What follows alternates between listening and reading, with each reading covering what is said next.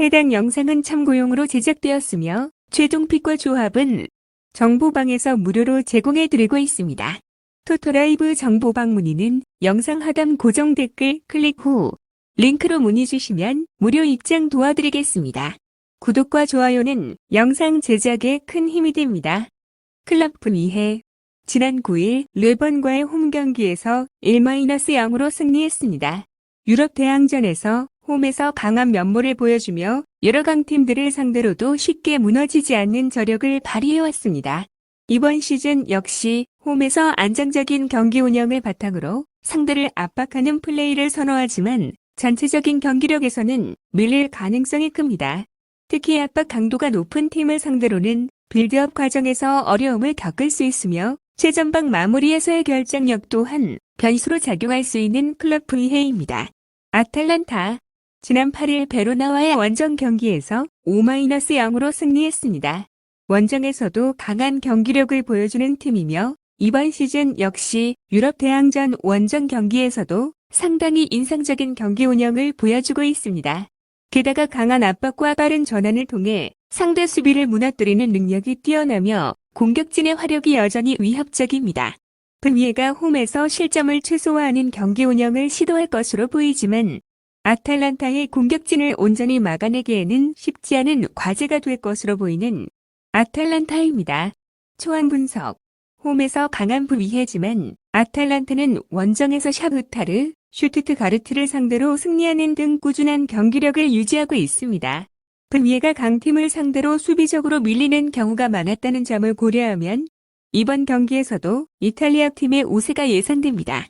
다만 아탈란타는 현재 부상자가 굉장히 많으며 레테기와 함께 원투펀치를 이루는 루크먼을 시작으로 콜라시나츠, 카네루세기, 코스누, 스카마카, 스칼비니까지 주전급 멤버가 6명이나 못 뛰게 된 상황이기에 저득점 경기가 예상됩니다. AS 모나코 지난 8일 파리 생제르맹과의 원정 경기에서 1-4로 패배했습니다. 조별 예선 홈 경기에서 벤피카에게 패배했지만 당시 58분경 핵심 센터백 위프리드 신고가 퇴장당하는 변수가 작용하면서 경기 흐름이 크게 뒤집혔습니다. 신고가 빠진 후 수적 열세에 놓인 모나코는 수비 조직력이 흔들렸고 결국 벤피카에게 역전패를 허용했습니다. 하지만 이번 경기는 정상적인 수적 균형 속에서 진행될 가능성이 높고 모나코가 홈 이점을 바탕으로 좀 더 신중하게 경기를 운영할 것으로 보이는 AS 모나코입니다. SL 벤피카 지난 9일 모레이렌세와의 홈 경기에서 3-2로 승리했습니다. 이번 시즌 챔피언스 리그 원정 경기에서 강한 모습을 보여주며 최근 5번의 원정 경기 중 4승을 거둘 정도로 대륙 대항전에서의 경쟁력을 유지하고 있습니다. 특히 원정에서도 쉽게 무너지지 않는 경기력을 자랑합니다. 그러나 리그 일정이 계속해서 빡빡하게 진행되고 있어 체력적인 부담이 적지 않으며 최근 몇 경기에서 수비 불안이 노출된 점은 문제가 될 수 있습니다. 상대의 빠른 측면 공격과 세트피스 활용 능력을 감안하면 클린시트를 기록하기는 어려울 것으로 보이는 SL 벤피카입니다. 초안 분석 모나코는 최근 리그 경기에서 경기력의 안정감을 되찾아가고 있으며 홈에서 다시 한번 패배를 허용하지 않기 위해 보다 조직적인 경기 운영을 펼칠 가능성이 큽니다. 벤피카 역시 원정 경기에서 좋은 성적을 이어오고 있지만 모나코가 홈에서 무기력하게 무너질 가능성은 낮습니다. 두 팀 모두 공격적으로 나설 것이며 팽팽한 흐름 속에서 승부를 가리지 못할 것으로 보이기에 무승부 예상합니다. 셀틱 지난 9일 스코티시컵 16강전 레이스와의 홈 경기에서 5-0으로 승리하였습니다. 스코틀랜드 리그의 압도적인 1강팀으로 우승이 유력하나 챔스에서는 21위에 그치며 가까스로 24강 플레이오프에 왔습니다. 마지막 경기에서 빌라에 패하며 위기가 있었는데 라이프치히와 영보이스 등 탈락팀들을 승리한 것이 컸습니다.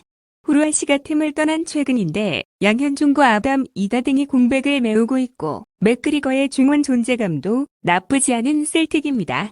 바이에른 뮌헨 지난 8일 분데스리가 21라운드 브레멘과의 홈 경기에서 3-0으로 승리하였습니다. 초반 부진을 털어내며 4라운드 이후 5경기에서 4승을 따냈지만 상위 8위 안에 들지 못하며 플레이오프를 소화하게 됐습니다.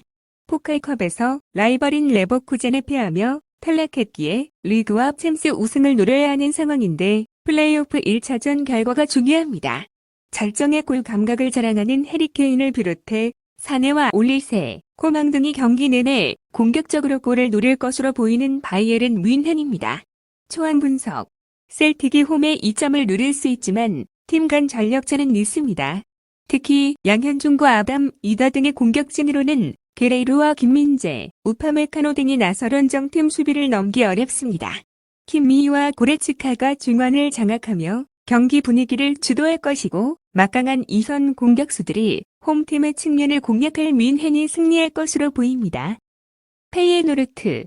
지난 9일 에르디비시 22라운드 스파르타, 로테르담과의 홈 경기에서 3-0으로 승리하였습니다. 최근 분위기가 좋지 않으며 비록 지난 주말 리그 경기에서 마디로의 선제골 이후 하지 무사와 파이샹의 골이 나오면서 스파르타 로테르담을 완파했지만 네덜란드컵 대회 패배로 탈락했고 아약스에 패하며 리그에서 순위를 끌어올리지 못했습니다. 산티아고 히메네스가 팀을 떠난 여파도 있습니다. 또한 리그에서 부진을 거듭하며 결국 프리스케 감독을 경질하는 결단을 내렸습니다.